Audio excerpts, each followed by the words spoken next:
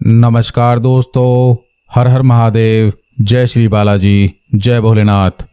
मैं सूरज यादव आपका स्वागत करता हूं आपके अपने YouTube चैनल पर, जिसका नाम है ghost stories bye Yadav ji, जहां मैं आपके लिए लाता हूं सच्चाई पर आधारित भूत प्रेत, आत्माओं और ऐसी काली शक्तियों की डरावनी कहानियां जिनके बारे में सोचते ही हमारे दिल में डर बैठ जाता है। तो चलिए बिना समय को गंवाए शुरू करते हैं आज की एक और खौफनाक और सच्ची कहानी।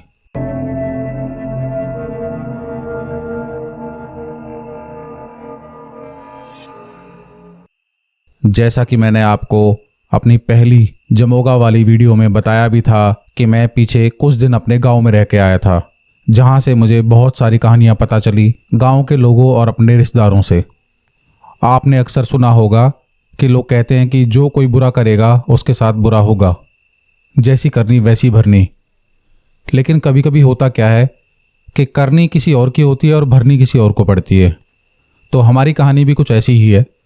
ये कहानी एक परिवार के बारे में जो कि मेरे गांव में रहता है, मेरे गांव के बाहर की तरफ रहता है। मतलब होता है ना, गांव के अंदर कुछ परिवार रहते हैं, बाहर कुछ और परिवार रहते हैं। तो ये परिवार मेरे गांव से बाहर रहा करता था। तो इस कहानी का जो लड़का है जिसके बारे में ये कहानी सुना रहा हूं मैं, उसका काल्पनिक नाम मैंने राजेश रख लिया है, क्योंकि इनकी एज तो बहुत ज़्यादा है अभी जिनकी मैं कहानी आपको बता रहा हूं। लेकिन इनकी कहानी गांव में इतनी फेमस है कि हर आदमी जानता है। तो जब वहाँ लोगों को मैंने बताया था कि ऐसी ऐसी कहानियां बनाने लग रहा हूं मैं, अपने चैनल पर ऐसी ही कहानियां सुनाता हूं, तो जब ही लोगों ने बताया कि भैया आप इनकी कहानी क्यों नहीं बताते हो, इनके साथ तो बेचारे के साथ इतना बुरा हुआ था। तो चलिए आज की कहानी शुरू करते हैं। अपनी कहानी है राजेश के बारे में, जैसे मैंने आपको बता दिया। इनकी माँ को मैं माँ ही बोलूँगा, और इनकी बीवी का नाम रख लेते हैं सविता, जो कि अभी है नहीं, कहानी में आगे आएंगी। तो राजेश जो है वो अपने माता पिता का इकलौता बेटा है। पिताजी गांव के बाहर कस्बे में ड्राइविंग का काम करते हैं। मतलब बस, ट्रैक्टर, ट्रॉली कुछ भी मिल जाए सब चला लेते हैं, एक मालिक के यहाँ काम करते हैं। राजेश की जो माँ है वो हाउसवाइफ हैं। राजेश पढ़ा लिखा बढ़िया लड़का, एकदम समझदार और अच्छा कमा लेता है। राजेश की उम्र अभी कुछ होगी 32-33 साल के आसपास। अब आप जानते हैं कि गांव में इतना लंबा समय तक रुकने के बाद शादी तो भाई ज़रूरी हो गई है। 32-33 साल तो गांव क्या शहर में भी ज़्यादा टाइम हो गया। तो इसकी मम्मी को, जो इसकी माता जी हैं, उनको इसकी शादी की बहुत चिंता लगी रहती है। अब थोड़ी सी बात कर लेते हैं इनकी माता जी के बारे में। असल में मेन किरदार यही है इस कहानी का। तो ये करती क्या है कि वैसे अपने पति से, अपने बेटे से बहुत प्यार करती हैं ये, और इनका थोड़ा सा ना डोमिनेटिंग नेचर है। मतलब घर में सिर्फ मेरी ही चलेगी, घर का कोई भी काम इनकी बिना मर्जी के हो नहीं सकता। यहां तक कि इनके बेटे की जो नौकरी थी उसमें भी डिसाइड इन्होंने ही किया कि तू वहां नौकरी नहीं करेगा, वहां करेगा। तो आप समझ लो कि कितने, कहां तक इनकी चलती है इस घर में। मतलब सोच लो, होल एंड सोल यही है। आपने किसी किसी घर में देखा होगा कि पिता की चलती है, कहीं बेटे की चलती है, कहीं बहू की चलती है। लेकिन ये घर जो है, अभी इसमें बहू तो खैर आई नहीं है, लेकिन इस घर में चलती है केवल राजेश की माँ की। अगर उन्होंने कुछ कह दिया तो वो पत्थर की लकीर है, फिर वो बदल नहीं सकती। तो आप समझ रहे होंगे उनका नेचर कैसा होगा। अपने बेटे और पति को बहुत प्यार करती हैं। ऐसा कुछ नहीं है कि डोमिनेटिंग नेचर है तो कोई प्यार व्यार नहीं है इनके, बहुत प्यार करती हैं। बल्कि हर एक छोटी छोटी बात पे शक करना कि तू यहाँ मत खाया कर, वहां मत पिया कर, तुम यहाँ कहाँ चले जाते हो, रात को चले जाते हो। छोटी छोटी बातों पे, हर बात पे इन्हीं की टोकना और इन्हीं की चलनी होती है। अब टाइम आ चुका है बेटे की शादी का, तो बेटे के लिए बहू देखना शुरू करते हैं। भाई लड़का अच्छा कमा लेता है और पिताजी भी कुछ कमाई लेते हैं, खेती बाड़ी सब है इनकी। तो रिश्ते ठीक ठाक घरों से आ रहे होते हैं। लेकिन इसकी जो माँ है राजेश की, वो हर रिश्ते को मना कर देती हैं। बोले नहीं, मेरे को ये रिश्ता पसंद नहीं है, लड़की पसंद नहीं है, कभी कुछ कभी कुछ। तो एक दिन इसके पिताजी और राजेश बैठ के बात करते हैं। बोले तुम्हें रिश्ता चाहिए कैसा, क्या क्या क्या ढूंढ रहे हो लड़की में? तो बोलती है मैं अपने से थोड़े से नीचे तबके से शादी करूंगी, मतलब जो थोड़ा मेरे हमसे गरीब परिवार हो, क्योंकि उसकी लड़कियां बढ़िया होती हैं। गरीब परिवार की लड़कियां अच्छा निभाती हैं, और जो ऐसे दहेज वहेज लेके आएंगी ना, वो ठीक नहीं निभाती। मैं ये देखा है मैंने बहुत। और तुम अच्छा कमा लेते हो बेटा, हमें क्या जरूरत है? तो बात बहुत अच्छी लगती है भाई इसके पापा को भी और राजेश को भी कि यार वाह, क्या मम्मी क्या बात कर रही है, बहुत बढ़िया। बोला हाँ हाँ मम्मी, तुम जहाँ कहोगी वहाँ कर लूँगा मैं। लड़का एकदम ऐसा समझ लो कि अपनी माँ और पिता के लिए श्रवण कुमार समझ लो आप, एग्जाम्पल एकदम बिल्कुल ऐसा लड़का। माता पिता की कोई बात नहीं टालना, जो कह दिया ना इन्होंने वो होना है। तो असल में इसकी मम्मी जो थी उनके मन में अलग ही कुछ विचार चल रहे थे। ये सोचती थी कि अगर किसी अच्छे बड़े परिवार से लड़की आ जाएगी तो घर में उसी की चलेगी और मेरी जो वैल्यू है वो डाउन हो जाएगी, और गरीब परिवार की लड़की होगी तो वैसे भी दब के रहेगी और इतनी कहाँ पढ़ी लिखी और वैसी होगी, बस उस दिन जिंदगी भर मैं अपने हिसाब से चलाऊंगी उसको। तो ऐसा ही वो रिश्ता देखती भी हैं 2-4 गांव छोड़ के। तो उन्हें एक लड़की मिलती है बहुत सुंदर, मतलब आप देख लीजिए सुंदरता में उसके जैसी लड़की गांव के आसपास कहीं तक नहीं थी। सुंदर, सुशील और बहुत ही समझदार लड़की, और लड़की बीए पास थी। उस टाइम पे ग्रेजुएट लड़की मिलना बहुत बड़ी बात हुआ करती थी, जबकि मैं आपको कहानी सुना रहा हूं, लेकिन ये कहानी है जबकि जब ये 32-33 साल के थे, इनकी शादी होने ही वाली थी। 32 साल के आसपास इनकी शादी शायद हो गई होगी। तो ये जो लड़की है ना, इसका नाम हम रख लेते हैं सविता। सविता को देखने के लिए जाते हैं लोग और घर बार देखते हैं कि हाँ यार नॉर्मल सा परिवार है, पिताजी किसान हैं, ऐसा कुछ खास है नहीं लेने देने के लिए, और ऐसा ही घर इसकी माताजी चाहती भी थी। बात करती हैं तो लड़की उन्हें ज़्यादा तेज भी दिखाई नहीं देती है, समझदार और परिवार के साथ घुलने मिलने वाली। और आसपास से पता कर लेते हैं कि भाई लड़की है कैसी। तो पता करने पर पता चलता है कि भाई लड़की बहुत बढ़िया है, मतलब लाखों करोड़ों में एक लड़की समझ लो आप इसे। राजेश की माँ तुरंत रिश्ता पक्का कराती है, वहां पर लड़की की गोद भराती है कि हाँ भाई अब हमारी तरफ से रिश्ता पक्का समझो आप। तो इनका रिश्ता पक्का हो जाता है। अब रिश्ता पक्का होने के बाद जानते हैं आप लोग के आपस में बातचीत तो बहुत कॉमन है। अब ये लोग बातचीत अपनी करनी शुरू कर देते हैं फोन वोन पे। बातें जितनी भी हुई इनके बीच में, तो इन्हें इनके बीच में जो बॉन्डिंग है, जो विश्वास है, वो बन गया है कि हाँ यार ये मेरे साथ ये लड़की ठीक रहेगी और ये लड़का मेरे साथ ठीक रहेगा। आपस में एक दूसरे का विश्वास जीत लेते हैं लोग। इसका मतलब लड़का लड़की आप समझ लो एकदम निश्चिंत हो चुके हैं मन में कि यार मेरा सही जगह शादी हो रही है मेरी। और कुछ दिन बाद इनकी शादी हो जाती है। शादी होने के कुछ दिन तक तो ऐसा बिल्कुल बहुत बढ़िया चलता है। आप जानते हैं लगभग 1-2 महीना तो आना जाना ही लगा रहता है कि कभी लड़की अपने मायके आ रही है, कभी ससुराल जा रही है। जैसे ये सब दिन बीतते हैं तो अब आप जानते हैं कि बॉन्डिंग तो दोनों में बहुत बढ़िया है, आपस में एक दूसरे की बातचीत बढ़िया है। प्यार भी राजेश बहुत करता है अपनी पत्नी से, और लड़की भी इतनी अच्छी है कि अपने पति को कोई भी शिकायत का मौका नहीं देती, ना ही अपने सास ससुर को। इनफैक्ट इसके जो ससुर जी हैं वो बोलने लगे हैं कि हमने किसी जन्म में मोती दान किए होंगे जो ऐसी बहू मिली है हमें। अब आप जानते हैं ना, जो डोमिनेटिंग नेचर वाली औरतें होती हैं ना, उन्हें अपने अलावा किसी और की तारीफ सुनाई नहीं देती और अच्छी नहीं लगती है, सुनाई देती भी है तो बोला हाँ हाँ मोती दान किए होंगे, कभी मेरे बारे में तो कहा नहीं तुमने ऐसा। तो बोला हाँ हाँ मैं कब कह रहा हूं कि तुम अच्छी नहीं हो, तुम भी बहुत अच्छी हो, लेकिन मैं कह रहा हूं हमारा एक ही बेटा है और देखो कितनी बढ़िया बहू मिली है हमें। बोला हाँ हाँ ठीक है, ज्यादा तारीफ के पुल बांधने की जरूरत नहीं है उसके लिए, ठीक है, इतनी भी अच्छी नहीं है।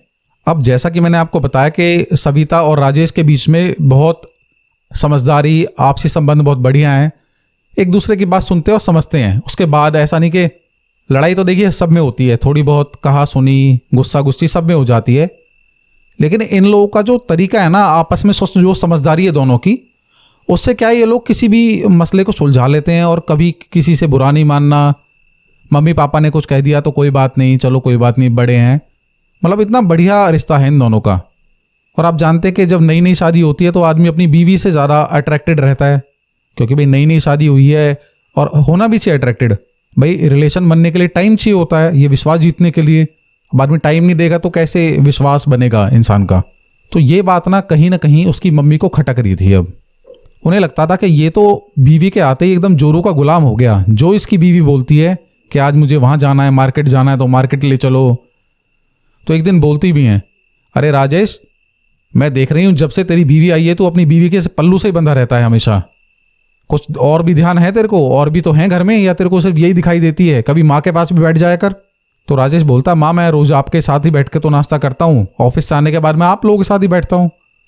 अब घर में ये अकेली है, मतलब आप लोगों से तो बात करती है, तो मेरे पीछे आई है, तो मैं इससे थोड़ा बात नहीं करूंगा तो कैसे बात बनेगी मम्मी, बताओ आप। और सेम इस बात का सपोर्ट कर देते हैं ऊपर से इसके पिताजी। बोलो कैसी बात कर रही हो तुम, पल्लू से बंधा रहता है। अरे अपनी बीवी के पल्लू से नहीं बंधेगा तो किसी और के पल्लू से बांध दोगे कैसे? तो इसकी माँ थोड़े चिढ़ते हुए बोलती हैं कि मेरा कहने का मतलब वो नहीं है, मैं ये कह रही हूं कि आजकल तेरे को इसकी हर बात सही लगती है और हमारी हर बात गलत लगती है। बोला माँ ऐसा क्या हो गया? बोला तेरी बीवी हमेशा घर में काम ठीक से नहीं करना, ये करना, और जबकि ये लड़की इतना बढ़िया घर में काम वाम करती है ना, पूछो मत, शिकायत का मौका है ही नहीं।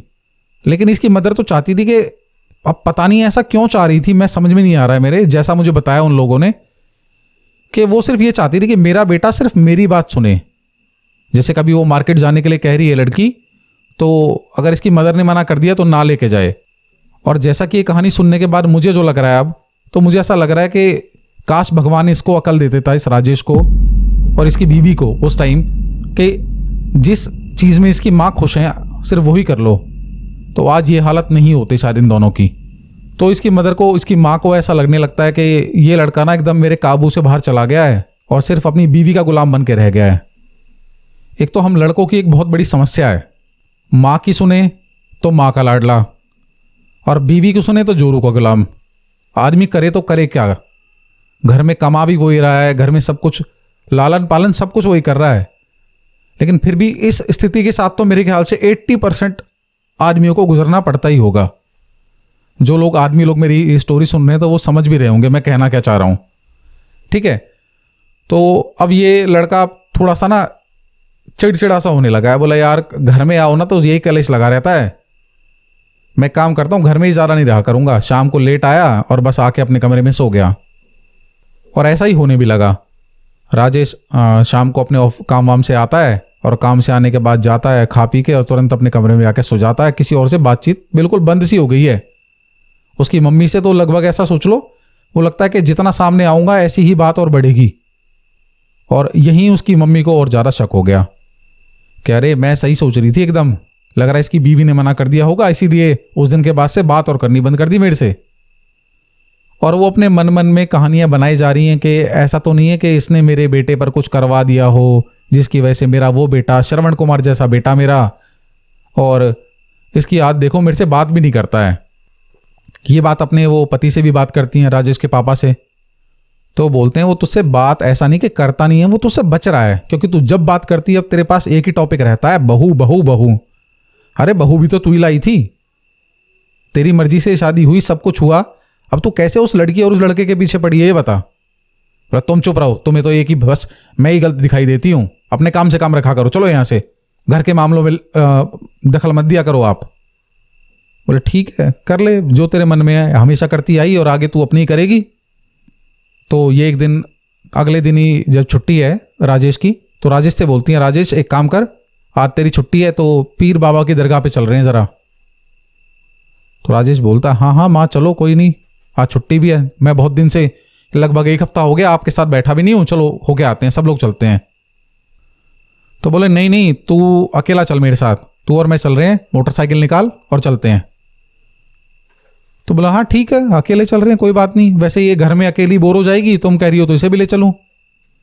बोला मैं, फिर तो वही बात कर रहा है, जब मैं बोल रही हूं मैं अकेला चलना चाहती हूं तेरे साथ, तो अपनी बीवी को हर जगह लेने की जरूरत है क्या तुझे? इसे घर छोड़ दे, थोड़ी बहुत देर घर का काम कर लेगी। तो वो बात को दबाते हुए, और उसकी वाइफ भी बोलती है सविता कि हाँ हाँ मम्मी जी सही कह रही हैं कि आप दोनों चले हो आओ, और क्या बोलते हैं मैं इतने घर का काम कर लूंगी, आप लोग जब आओगे तो आपको खाना नाश्ता बनाने मिलेगा, आप हो आओ आराम से।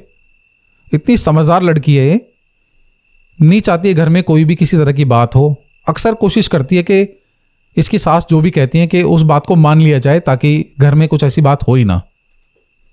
लेकिन जब कोई आपके लिए ना अपने मन में कुछ और लिए बैठा है, तो आप कितना ही उसके सामने अपना सीना चीर के दिखा दो, उसे फर्क नहीं पड़ने वाला।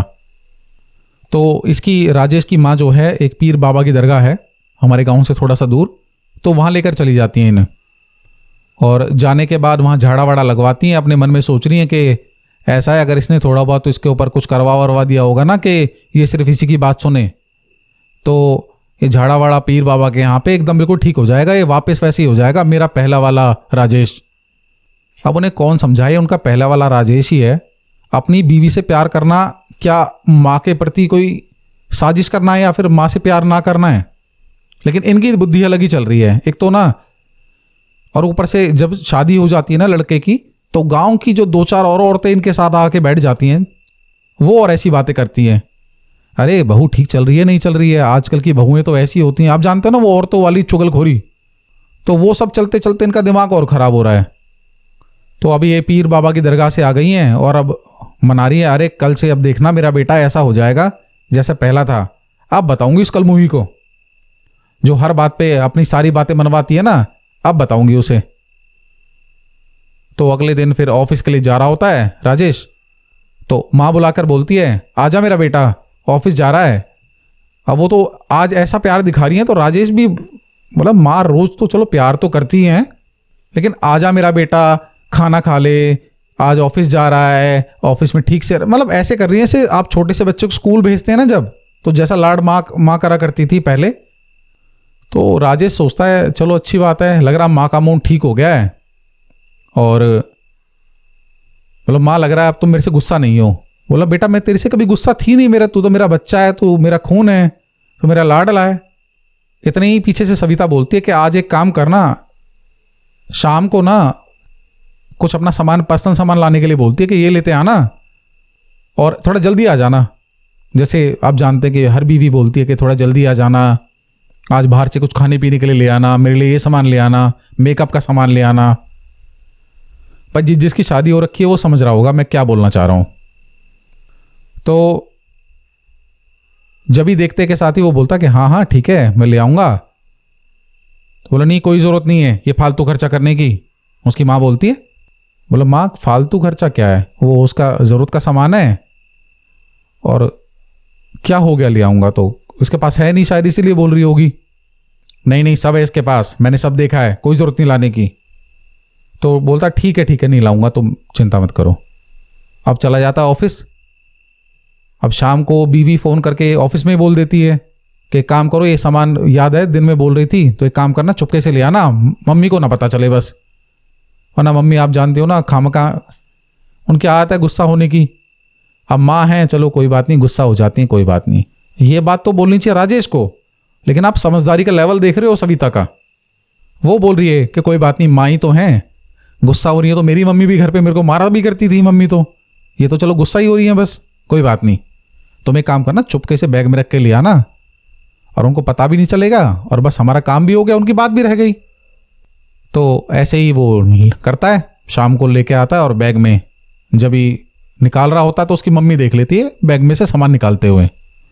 मैंने तो उससे मना करा था ना, तो एकदम से चिल्ला के पड़ता राजेश, मम्मी तुम्हारा दिमाग खराब हो गया क्या, मैं अपनी बीवी के लिए सामान नहीं लेके आऊंगा तो और किसके लिए लेके आऊंगा, तुम कुछ मंगाओ मैं तो तुम्हारे लिए भी ले आऊंगा, मैं तो परेशान हो गया हूं इस घर में, तुमसे तो मम्मी जीतना मुश्किल है, तुम पता नहीं चाहती क्या हो। और वह थोड़ा गुस्से में बोल देता है ना, तो उसकी मम्मी और ज्यादा उसे चिल्ला चिल्लू के चली जाती हैं और अब अकेले में बैठ के रोते रोते, अब जानते हैं माँ का दिल कैसा होता है कि बेटा अगर कुछ बोल दे तो कैसा 1 मिनट में रोने लग जाती है। मेरी मम्मी तो आज भी रोने लग जाती है मैं कुछ बोल देता हूं तो कभी कभी। अब रोते रोते ना उसकी माँ मन ही मन और ख्याल बुन रही है कि लग रहा है पीर बाबा के यहां जाने से कुछ हुआ नहीं है। अब एक काम करती हूं, ये जो बाहर ओझा बैठता है ना, इस ओझा के पास जाऊंगी, इस बाबा के पास, तांत्रिक बाबा जो है, यहां से करवाऊंगी जो इसने इस पे वशीकरण करवा रखा है ना, शायद ये वश में कर रखा है मेरे लड़के को, और वहां से जाके देखती हूं कि इसका करा हुआ कैसे निकटता। अब वो यही सोच साच के पता नहीं उनके मन में क्या चल रहा है, कहां किसने क्या मन में भर दिया उनके, और वो चली जाती हैं। एक तांत्रिक वांत्रिक बाबा ओझा क्या कहूं मैं उन लोगों को जो इस तरह का काम करते हैं, आप समझ लो। अब ये ऐसे लोग जो होते हैं ना आपको हर जगह मिल जाएंगे। मैं बता रहा हूं मैं दिल्ली में रहता हूं और साउथ दिल्ली की बहुत अच्छी जगह रहता हूं, उसके बावजूद भी ना मतलब हमारे एरिया में भी ऐसे लोग हैं जो ऐसे काम करते हैं। आपको हर जगह मिल जाएंगे, अच्छे लोग भी होते हैं इनमें और बुरे लोग भी होते हैं। तो ये चली जाती हैं ऐसी आदमी के पास। अब उस आदमी के पास जाते के साथ वो बोलती हैं कि ऐसा ऐसा है, मुझे लगता है मेरे बेटे के ऊपर मेरी बहू ने कुछ करवा दिया है, वो सिर्फ उसी की सुनता है, उसका गुलाम हो गया है, मेरा बेटा तो ऐसा था वैसा था, वो पूरी कहानी बताती हैं उसको। अब आप जानते हैं ऐसा कुछ तो था ही नहीं, लेकिन इस तरह के जो लोग होते हैं ना, कई लोगों का मतलब होता है सिर्फ पैसे कमाना। अब वो पैसे कमाने के लिए ना कुछ भी करने को तैयार होते हैं। तो वो झूठ झूठ बोल देता है कि हाँ हाँ, मुझे दिख रहा है कि तुम्हारी जो बहू है ना, उसने ऐसा ऐसा कुछ करवाया हुआ है कि जिससे वो उसके चंगुल में रहे एकदम, और उसी की बात सुने, तुम्हारी ना सुने, तुमसे नफरत करता जाए। एक दिन तुम्हें वो छोड़ के भी चला जाएगा अगर तुम कुछ ध्यान नहीं दोगी तो। बोला नहीं नहीं बाबा, ये जो मेरा एक ही बेटा है और ये मेरे बुढ़ापे का सहारा है, अगर ये भी चला गया तो हम कहाँ मरेंगे मियाँ बीवी जाकर। कुछ करो बाबा, ताकि मेरा बेटा वापस मेरी बात कहने लगे। और उस कलमुही का तो उसको तो मैं बताऊंगी जो उसने ऐसा करवाया है ना। अब तक तो वो नफरत कर ही रही थी सविता से, क्योंकि भाई उन्हें लगता था कि सिर्फ उसी की बात मानता है मेरा बेटा तो। लेकिन जैसे इस बाबा ने और बता दिया ना इन्हें कि तुम्हारी बहू ने करवा रखा है, अब तो आग बबूला होगी उस पर। मैं उसका ऐसा हाल कर दूंगी, इतने गरीब घर से लाई हूं उसके बावजूद भी उस पर नहीं झिल रहा है, मैं बताऊंगी उसको। तो ये बाबा बोलता है नहीं नहीं, तुम्हें उससे कुछ बोलने की जरूरत नहीं है, बस एक काम करना, मैं तुम्हें कुछ सामान बताता हूं, ये सामान ले आओ, और इस सामान को लाने के बाद मैं अपने यहां पर एक यज्ञ करूंगा, एक बोलते ना एक पूजा करूंगा। उस पूजा के बाद तुम्हारा बेटा बिल्कुल तुम्हारे काबू में हो जाएगा। तुम ये समझ लो तुम्हारे हाथों की कठपुतली बन जाएगा एकदम। अब मुझे समझ में नहीं आता कि जब लोग गुस्से में होते हैं और बदला लेने की भावना होती है ना, उनकी कॉमन सेंस कहां चली जाती है और वो शब्दों पर ध्यान नहीं देते कि हाथों की कठपुतली बन जाएगा। अरे तुम्हारा बच्चा है, कठपुतली थोड़ी बनाना, उसको प्यार करना है, या फिर अपना तुम्हें उस पर स्वामित्व जताना कि भाई जो मैं कहूंगा। तो वो ऐसा ही करती हैं, वो सामान वामान लेके पहुंच जाती हैं। अब ये सामान ना कुछ ऐसा है कि जिसके बारे में बोलते हुए मुझे हिचक तो बहुत हो रही थी, लेकिन फिर भी जो आगे घटनाएं होने वाली हैं उसके लिए आपका जानना जरूरी है कि वो सामान क्या क्या मंगाता है। वो तांत्रिक वो क्या करता है, मतलब अपने बेटे के कपड़े ले आना मैले, जो वो पहन के उतार के गया हो बिना धोए, उसका झूठा पानी, हो सके तो उसका एक आध बाल, और जो बहू है ना तुम्हारी, सेम सामान उसका, और उसका यूज करा हुआ कुछ प्राइवेट सामान। अब आप समझ रहे होंगे यूज करा हुआ कुछ प्राइवेट सामान, फॉर एग्जांपल जैसे आप समझ लो कि पैड्स वगैरह इस्तेमाल करे हुए। अब ऐसा शब्द मुझे बोलना तो नहीं चाहिए, लेकिन हाँ ऐसा ही मंगाता है वो। अब कहीं ना कहीं से ये सब जुगाड़ जुगुड़ करके, रहती तो घर में ही है, इनके लिए बहुत ईजी है सब करना। अब ये सब लेके पहुंच जाती हैं उस बाबा के पास। वो अपनी दक्षिणा भी लेता है उनसे, दारू की बोतल, मुर्गा, पता नहीं क्या क्या क्या। आप जानते हैं ना जो इस तरह के आडंबरी लोग होते हैं, और उनके पास शक्तियां भी होती हैं, ऐसी बात नहीं होती, लेकिन वो लोग बस बुरा करना जानते हैं और अपना फायदा कमाना जानते हैं। तो पता नहीं क्या क्या पैसे वैसे और क्या ले ला के वो उसे कुछ राख वाक सी देता है और बोलता है कि ये अपने बेटे को जाके ना पानी में घोल के पिला देना, थोड़ी सी एक चुटकी, ताकि उसे पता भी ना चले इसके अंदर, पानी के अंदर क्या है। और उसके बाद देखना कि मेरी जो शक्तियां यहां से वो उसे मजबूर कर देंगी कि वो सिर्फ तुम्हारी ही बात माने। तो बोला हाँ बाबा जी ऐसा हो जाए, बस मेरा बेटा मेरी बात सुने बस, और बस मेरा काम हो जाएगा, जय हो बाबा की। और करके वो चली जाती हैं। शाम को वैसे ही प्यार व्यार से बोल बाल के बिठा के, अब बेटा है, बेटा तो माँ जिंदगी भर प्यार करती आई है और प्यार अभी भी करती ही है, ऐसी बात नहीं है। और बुलाती है माँ, ले बेटा पानी पी और ये कर। बेटा पानी भी पीता है माँ के हाथ से, चाय भी पीता है। आज माँ ने ही खाना भी बनाया उसके लिए कि आज बेटा बहुत दिन हो गए तेरे और मेरे बीच में, लग रहा है ऐसा हो गया लड़ाई हो रखी है, तो मेरे से बात नहीं करता है, आज मैं अपने बेटे को अपने हाथ से खाना खिलाऊंगी। खाना वाना भी खिलाती हैं, बेटे के लिए तो कॉमन चीज है, हम बचपन से अपनी माँ के हाथ से खाना खाते आए हैं, तो उसे कुछ नॉर्मल नहीं लगता। और उसकी बीवी भी बहुत खुश है, चलो आज लग रहा है माँ बेटे की लड़ाई खत्म हुई और माँ जी अब मेरे से भी नॉर्मल हो जाएंगी। अब ये सब जो दे दिया है ना उस तांत्रिक ने, इसका असर शुरू हो गया है आज रात से ही। अब लोग बोलते हैं कि इस तरह की जो शक्तियां ये लोग करते हैं, जो कुछ भी काम करते होंगे, ये शक्तियां रात को ज्यादा प्रबल होती हैं, ज्यादा रात को ताकत दिखाती हैं, तो इसलिए शायद रात से ही ऐसा होने लग रहा है इसके साथ। ये आज अपनी बीवी को बोलता है जाके, रात को इस कमरे में लेटे हैं, बोला यार मेरे ना सर में बहुत तेज दर्द हो रहा है। बोला लाओ मैं सर दबा देती हूं तुम्हारा। सर वर दबाती है वो, मतलब तो बात करते करते बोलता कि मुझे ना कुछ कुछ ऐसा लग रहा है कि बाहर से ना मुझे बार बार कोई आवाज दे रहा है। वो बार बार हाँ हाँ करके बोल भी रहा था, तो उसकी बीवी किसे हाँ कर रहे हो? मतलब बाहर से ना मुझे ऐसा लग रहा है कि खिड़की के उस तरफ से मुझे कोई आवाज दे रहा है कि राजेश, और ये आवाज ना किसी लेडीज की आ रही है, किसी औरत की। तो बोलती है, हो सकता मैंने ना सुना हो, माँ माँ जी आवाज़ दे रही होंगी। बोला नहीं, ये माँ की आवाज़ नहीं है। बोला नहीं नहीं, तुम्हारा वहम होगा, तुम शायद ज़्यादा थक गए होगे तो ऐसा लग रहा है तुम्हें। तो आज तो ऐसा ही हुआ, उसे सिर्फ आवाज़ आवाज़ ही सुनाई दे रही है बाहर से। अब रात को हो जाता उसको बुखार।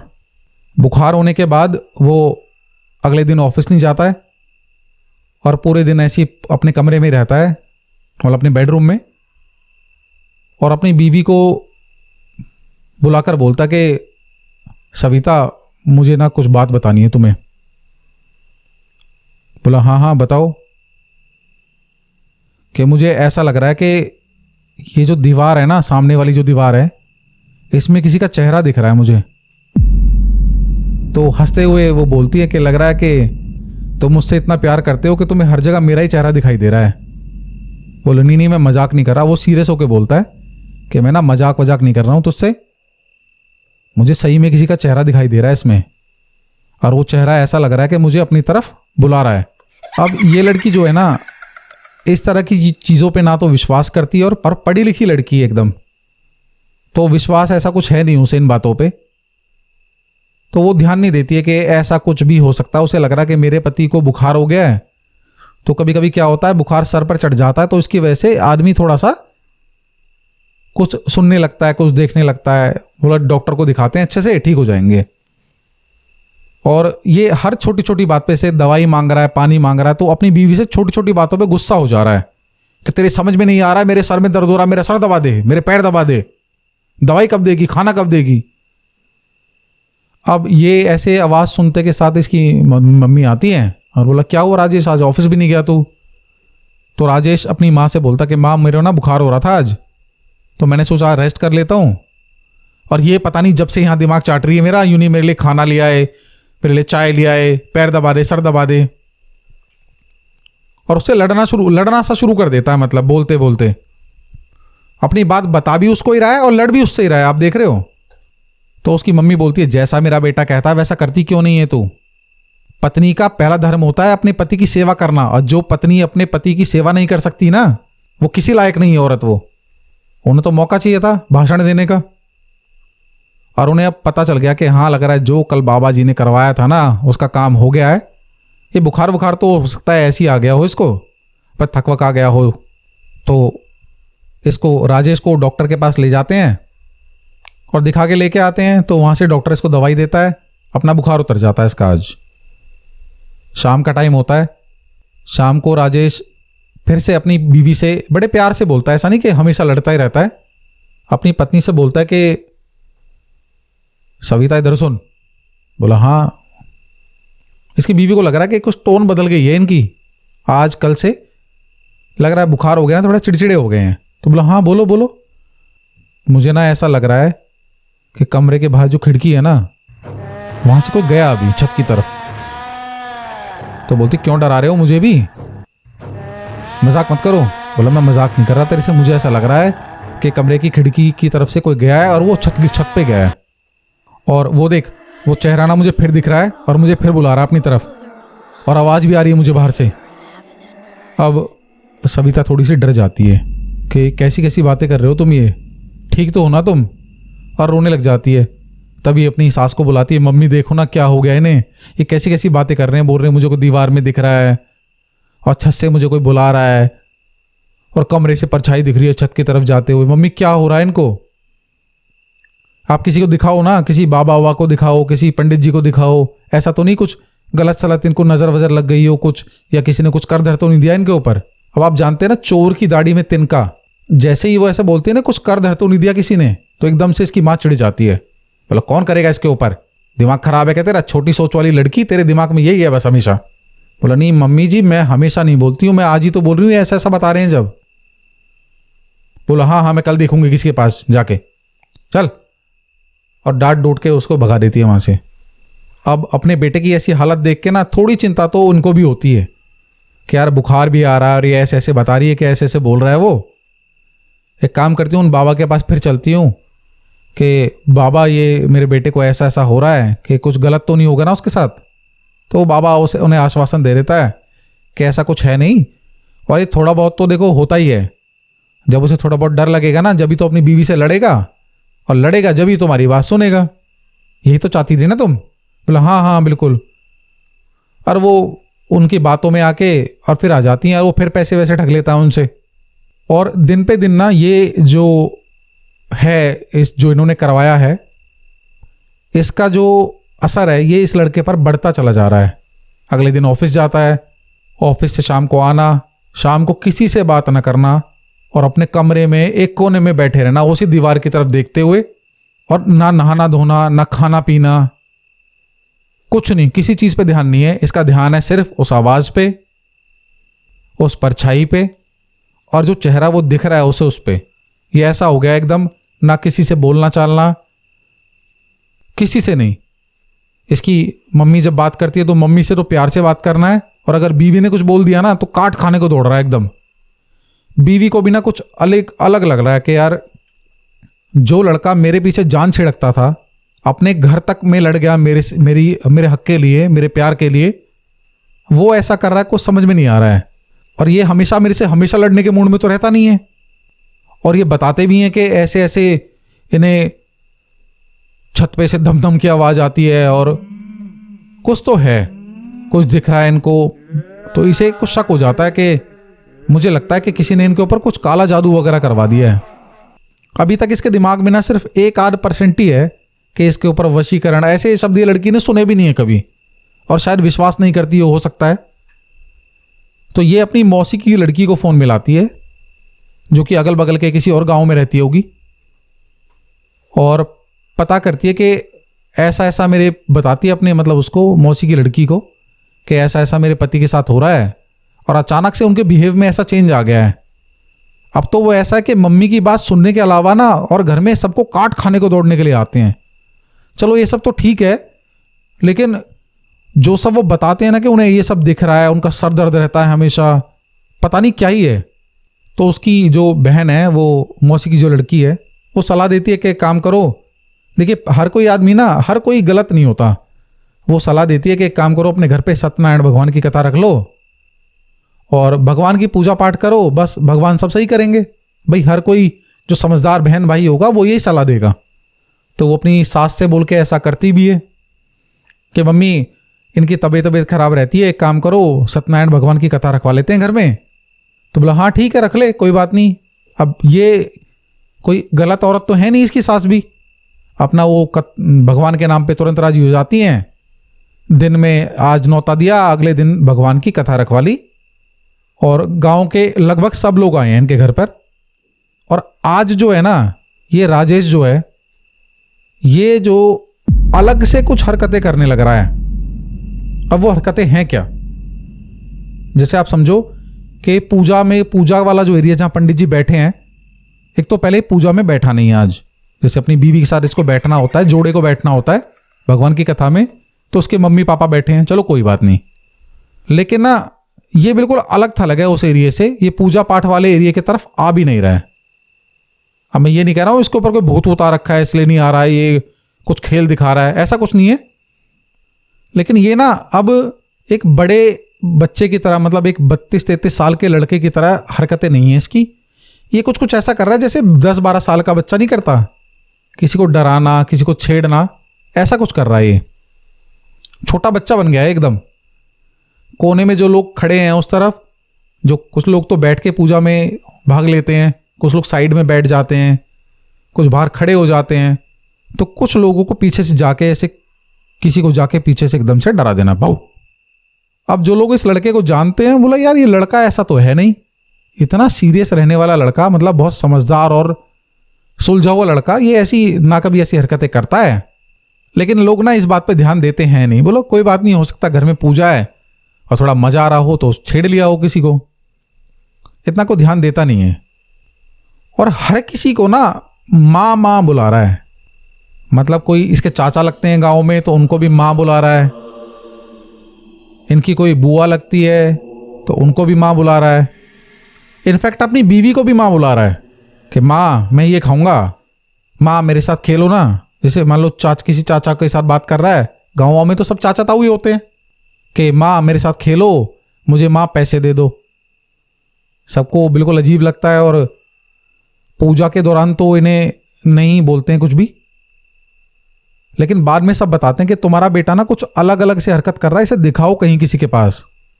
कैसे होता है यार, सूख के कांटा हो रहा है एकदम, खिलाती पिलाती नहीं हो क्या घर में इसको?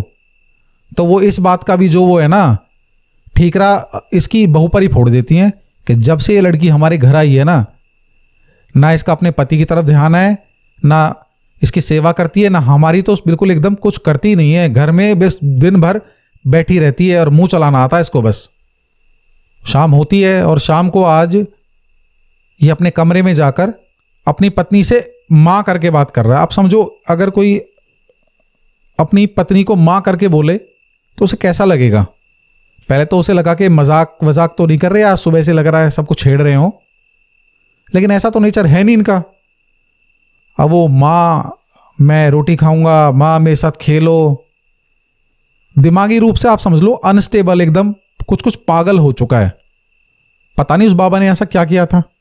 तो अब इस लड़की की टेंशन बढ़ गई है।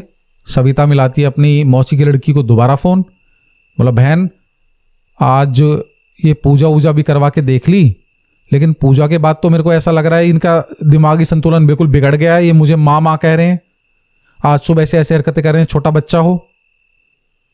और बहन मुझे कुछ ठीक नहीं लग रहा है, अगर तू किसी ऐसे आदमी को जानती है जो ये सब देख सकता है तो बहन मैं अभी चलने को तैयार हूं, मैं अभी आ जाऊंगी कैसे भी करके। और ये क्या है कि फिर चली जाती है अपनी बहन के पास, बोल के अपनी सास से कि मुझे कुछ काम है, और चली जाती हैं।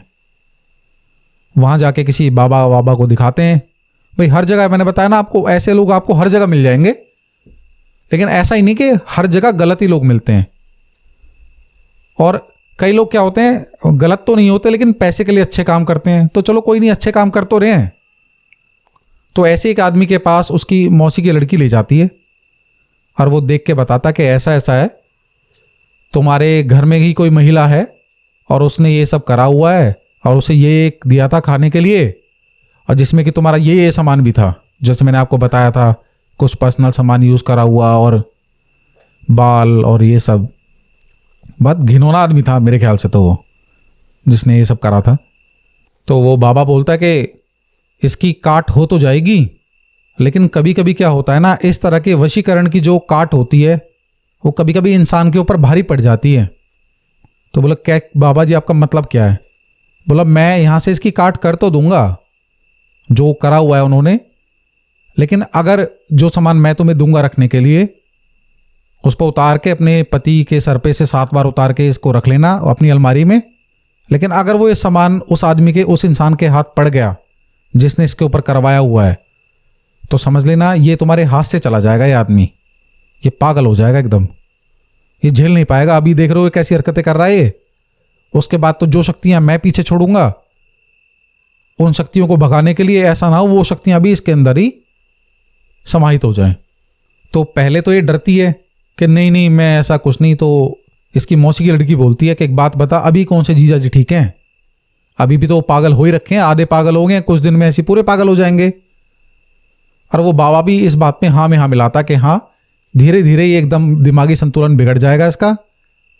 अभी तक तो सिर्फ इसे दिखाई देता है, अभी कुछ दिन बाद देखना है चिल्लाने भी लगेगा, घर में चीखा करेगा ये, मैं इसके ऊपर बहुत बुरी चीज करी हुई है जिसने भी करी है।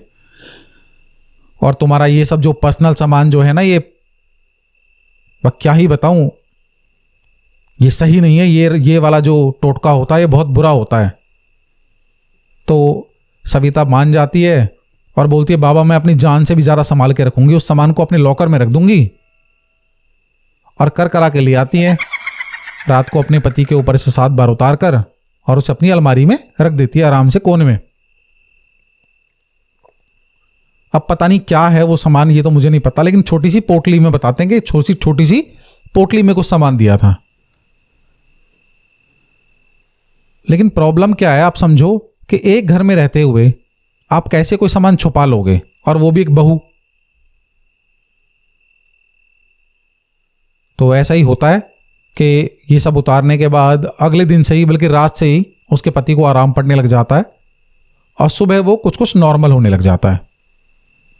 उसकी बीवी बोलते कि तुम आज ऑफिस क्या, आप जानते तबीयत जिसकी इतनी ऐसी खराब है वो ऑफिस कहां जाएगा, आप आराम करो। और मैं वो अपने पति की खूब सेवा करने लग जाती है और देखती है उसकी माँ के उसका बेटा अब ऐसी हरकत वरकत नहीं कर रहा है, वो भी खुश हैं, माँ भी खुश है। लेकिन वो फिर देखती हैं कि ये तो फिर अपनी बीवी की तरफ मुड़ता चला जा रहा है। आज पता नहीं क्या हो गया, अपनी बीवी के साथ साथ ही रह रहा है एकदम। उसकी बीवी जैसा बोल रही है ये खा लो वो खा लो, आज ये इस पे गुस्सा भी नहीं हो रहा है। ऐसा तो नहीं है जो मैंने करवाया था उसका असर खत्म हो गया है। और किसी बात पे वो ट्राई करती हैं कि देखती हूं इस पे, इसकी बीवी पे चिल्ला के देखती हूं कुछ क्या जवाब देता है मुझे। तो बिना बात के ही वो उसकी बीवी को डांटने लग जाती हैं साफ सफाई के नाम पे कि दिन भर इसके पीछे ही घूमती रही हो, और कुत्ते से तू तो दिन भर इसके साथ ही लगा रहा कर, घर में और कोई है? कोई थोड़ी है, तुझे तो बस बीवी दिखाई देती है। तो जैसा ही जवाब दिया करता था वैसी जवाब देता। बोला माँ क्या कैसी बात करती हो तुम, मेरे तो समझ में नहीं आ रहा तुम बोल क्या रही हो। तो उन्हें तो ऐसा लग रहा है कि ये तो बदल गया फिर से, वो है तो नॉर्मल, वो नॉर्मल हो गया उल्टा, लेकिन उन्हें लग रहा है कि ये बदल गया है। तो वो क्या करती हैं कि आज शाम को फिर से जाती हैं उस बाबा के पास जिसके पास वो गई थी, मतलब इसकी राजेश की मम्मी, कि बाबा 4 दिन नहीं चला तुम्हारा करा हुआ, और देख लो मेरा बेटा तो फिर से उस डायन के चक्कर में आ गया। वो दिन भर वो कल मुही अपने इशारों पर नचा रही है उसे, अब मेरा बेटा फिर से मुझसे गुस्सा होने लगा, फिर से क्या क्या बोल रहा है मुझसे। तो बाबा वो तंत्र मंत्र कुछ कर करा के वो बताता कि तुम्हारी जो बहू है उसने काट करवा दी है इसकी, और वो ऐसा ऐसा है, ये सामान ऐसा सामान होगा उसके घर में जरूर मिलेगा, उसे ले आओ मेरे पास। तुम्हारे बेटे को अब की बार तो ऐसा कर दूंगा कि बस वो देखना तुम क्या होगा। उन्हें शायद यही समझ जाना चाहिए था कि देखना तुम क्या होगा। इस तरह के लोगों को तो क्या है ना, उसे तो अब अपनी शक्ति दिखानी है बस, कि मेरा करा हुआ कोई कैसे काट सकता है। अब ऐसा कर दूंगा कि उस लड़के को बस पूछो मत क्या हो जाएगा, देखना तुम। भाई वो ढूंढ डांड के घर में से वो सामान उनके हाथ लग जाता है, और उस सामान को लाकर वो उस बाबा को दे देती हैं।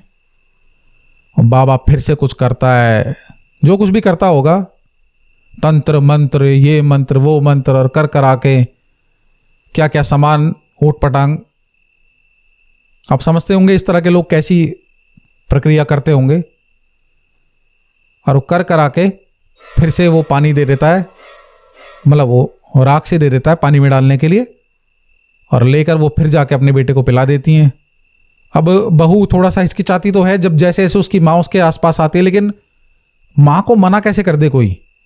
भाई घर में ससुर जी भी हैं, बेटे की तबीयत खराब है, वो घर पे ही है, उसको कोई मना कैसे कर दे कि अपने बेटे को खाना मत खिलाओ, पानी मत पिलाओ। वो भी कुछ बोल नहीं रही है। अभी इस लड़की के सब्र का बांध टूटा नहीं है, बोला कोई नहीं। अभी एक जैसे पानी वानी पिलाती हैं उसे, तो ये लड़का 2 घंटे के अंदर अंदर बहुत तेज से चीखने लग जाता है कि बचाओ बचाओ मुझे वो ले जाएगी। मुझे आवाज आ रही, छत पे से उसे ऐसी आवाज आती थी, बता रहा है कि जैसे धम धम धम, जैसे कोई छत को तोड़ कर नीचे आ जाएगा, और बोल रहा है मुझे कोई नीचे से खींच लेगा, छत में से खींच लेगा, मुझे ऐसा लग रहा है, और वो मुझे ऊपर बुला रही है। अब तक तो उसे ऐसा लगता रहा वो खिड़की में से बुला रही है, बोला मुझे कोई ऊपर से आवाज दे रही है। उसकी बीवी बहुत ज्यादा डर जाती है कि अभी तो ये ठीक हो गए थे फिर वैसी हो गए। हे भगवान क्या हुआ, पता नहीं क्या होगा मेरे पति का। भगवान के आगे दिन रात हाथ जोड़े रखना, हे भगवान मेरे पति को ठीक कर दो, मैं ये करूंगी, इतने दिन व्रत रखूंगी, ये करूंगी। आप जानते हैं औरतें कैसे करती हैं। अब शाम का टाइम हुआ है और इनका जो पति है, मतलब राजेश जो है, ये चला जाता अपने खेतों की तरफ। अब जो वाक्य है ना, ये बताते हुए मुझे इतनी घिन आ रही है, लेकिन जो हुआ है वो आप तक पहुंचना चाहिए, ताकि लोगों को तक ये मैसेज पहुंचे कि इस तरह की हरकतें ना करें, जिससे कि आपका घर के सुख शांति का नाश ही होना, इससे कुछ फायदा नहीं होता कभी किसी का। मैंने जितने केसेस सुने, जब से कहानियां वानियां बनाने लगा हूं ना, जब तक लोगों से सुन रहा हूं जो बातें, मैंने तो ये देखा है, ये तांत्रिक वांत्रिक, ये बाबा ओझा, इनके पास जाके जो वशीकरण टाइप की चीजें करवाते हैं, उनका कुछ भला तो होता नहीं है। भाई हाँ, आपके ऊपर कुछ अपने आप ही कोई चीज आ गई और आप ऐसे बाबा के पास जाके और आप अपना कुछ भला करवाने जा रहे हो तो अलग एंगल है, लेकिन आप कुछ गलत करवाने के लिए जा रहे हो तो गलत का परिणाम तो भाई गलत ही निकलेगा। तो ये जो राजेश है, ये अब निकल जाता है बाहर खेतों की तरफ। कई लोग जो गांवों में रहने वाले हैं ना, वो मेरी बात समझ पाएंगे पूरी तरीके से कि गांव में ना, गांव के बाहर कोई ऐसी जगह खास होती है जहां लेडीज लोग अपना यूज करा हुआ सामान फेंकती हैं। अब यूज करा हुआ सामान आप समझ रहे होंगे मैं क्या बोल रहा हूं, ताकि वो इधर उधर कुत्तों वुत्तों के पास ना आए और उसे उस तरफ जला देते हैं या फिर दबा देते हैं, ताकि हाइजीन का ध्यान रहे कि साफ सफाई रहे गांव में। आप समझ रहे होंगे मैं क्या बोल रहा हूं। तो ये आदमी जाता है राजेश, और जहां पर ये सब सामान जला दिया जाता है ना, उधर उसकी राख को खा रहा है, उठा उठा के उस जगह से उस राख को उठा उठा के खा रहा है, अपने शरीर पर लगा रहा है। और वहीं खड़ी कोने में एक औरत जो ये सब सामान फेंकने आई थी और जलाने आई होंगी, पता नहीं फेंकने आई होंगी, वो देखकर एकदम घिन कर जाती हैं। पहले तो पहचानती नहीं है इसे, क्योंकि जब मुंह पे राख वाख लगी हुई है, ऐसे कर रहा है और खा रहा है उसे, जैसे वो नहीं हो, जैसे राजेश नहीं है, इसके अंदर से कोई और है जो इस चीज को खा रहा है। तो वो पहचानती है काफी देर में और एकदम से उसे बोलती है, राजेश क्या कर रहा है तू यहां। अब वो सुन ही नहीं रहा उनकी बात को, मतलब आप सोच लो वो पहचान ही नहीं रहा है कि कौन है ये। वो जाती है भगी भगी, वो ऐसे करता है भाऊ, ये होता ना जब डरा रहा हो, जब बच्चा डराता है किसी को पीछे से, लेकिन वो सामने से ऐसे डरा रहा है अपनी माँ को और उनको, जो आंटी वहां पे खड़ी हुई है उनको। वो आंटी भागती हुई जाती है, अब जवान लड़का है, ऐसा ना कुछ डरा दे, धमका दे, धक्का दे दे, मार दे, तो जाती हैं भगी भगी उसके घर और बाहर से आवाज लगाती है, अरे राजेश की मम्मी सुनती हो। बाहर निकलती हैं, बोला हाँ हाँ बताओ। तो राजेश की मम्मी और उसकी जो वाइफ है दोनों बाहर निकलती हैं। तो बोला तुमने राजेश को देखा क्या कहीं। बोला नहीं अभी घर में ही था। बोले मैं देख के आ रही हूं उसे, वो खेतों के पास, वो जो वहां पे हम अपना सामान वामान जलाते हैं ना ये सब, उसकी राख को खा रहा और अपने मुंह पे लगा रहा है। तुम ध्यान नहीं देती हो, क्या हो गया तुम्हारे बेटे को, किसी को दिखाओ उसे, ये ऐसे क्या करने लग रहा है, ये तुम्हारा बेटा तो एकदम इतनी घिनौनी हरकत कर रहा है, मैं क्या बताऊं तुम्हें। तभी भगी भगी जाती है इसकी बीवी और इसकी मां। और आज इसकी मां और इसकी बीवी जो है, राजेश की बीवी सविता, वो अपने पति का हाल देखकर ना एकदम आंसू, दोनों के आंसू निकल जाते हैं। और आज एक ही सेकंड में इसकी मां को एहसास होता है कि शायद मैंने उस तांत्रिक के पास जाके गलती कर दी थी, जो बोल रहा था ना कि अब देखना क्या हाल होगा इसका। तो अपने पति का ऐसा हाल देखते के साथ ही, जो कि सविता को भी पता था कि इसकी मां ने ही ऐसा कुछ करवाया है, आज तक तो वो सम्मान के चक्कर में कि भाई मां है कोई नहीं, तो वो आज एकदम उसका सब्र का बांध टूट जाता है और वो एकदम चिल्ला के पड़ती है अपनी सास पे, देख लिया तुमने क्या कर दिया अपने बेटे के साथ, मेरा मेरा मेरा सुहाग एकदम तुमने वो उजाड़ दिया, एकदम क्या होगा मेरे पति का अब, ये पता नहीं क्या क्या बोलती है, क्या होगा, मैं अब किसके सहारे रहूंगी।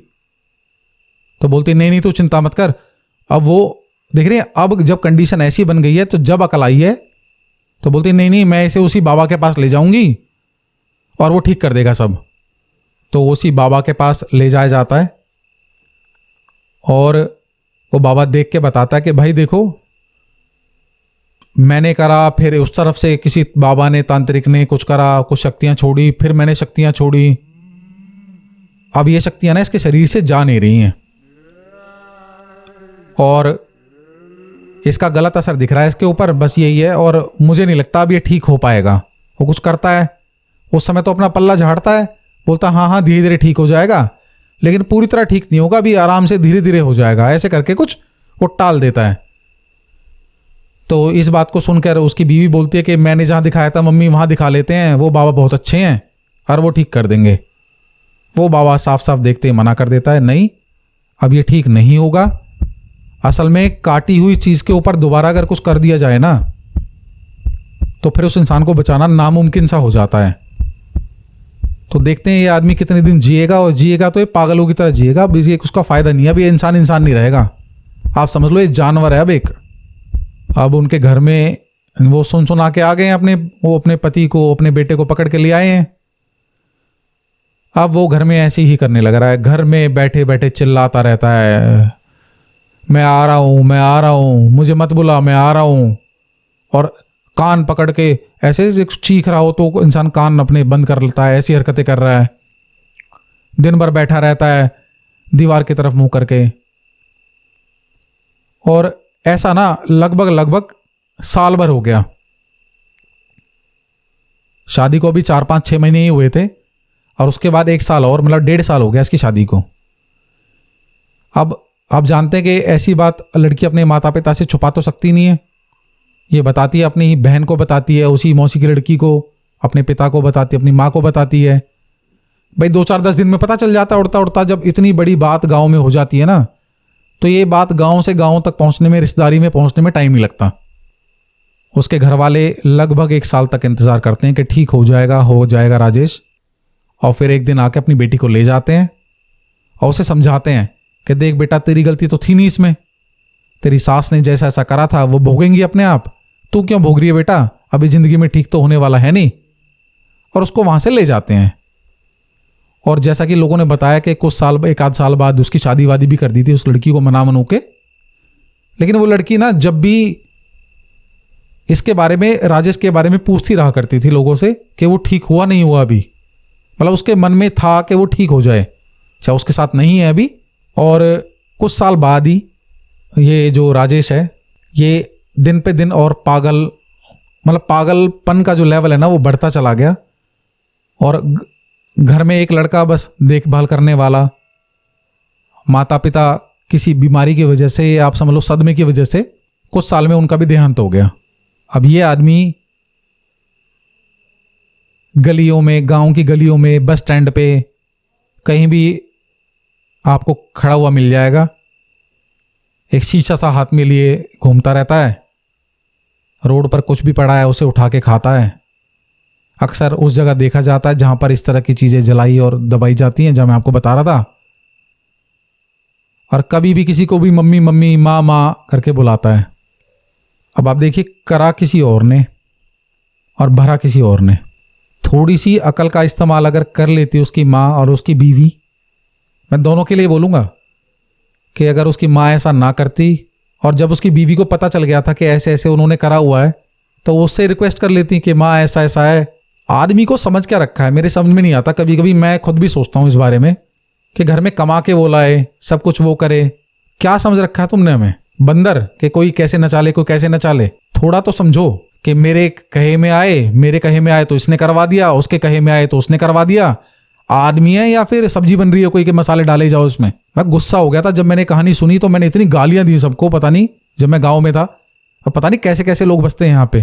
तो आप सब लोगों से मेरी एक रिक्वेस्ट है, जो लोग भी सुन रहे हैं, चाहे मेरी माएँ, मेरी बहनें, भाई, जो भी सुन रहे हैं, दोस्त, कि भाई अगर घर में कुछ मन मुटाव हो और आपस में कोई अंडरस्टैंडिंग ना बैठती हो ना, तो घर में बैठ के सुलझाओ उसको।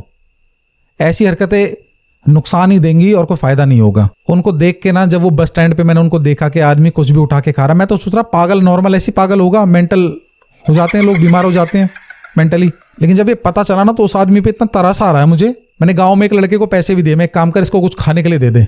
गांव में आप जानते हैं, गांव के लोग जनरली इतनी जल्दी पैसे वैसे नहीं देते हैं। मतलब पैसे तो वो लेता ही नहीं है, पागल हो चुका है। उस आदमी को जो पड़ा मिलता है ना, कूड़े में से खा लेता है। कुत्तों से छीन के खा रहा था वो इंसान, मैं क्या बताऊं आपको। तो ऐसी चीजों के ना पीछे आए और आपसी प्यार बनाए रखें सब लोग।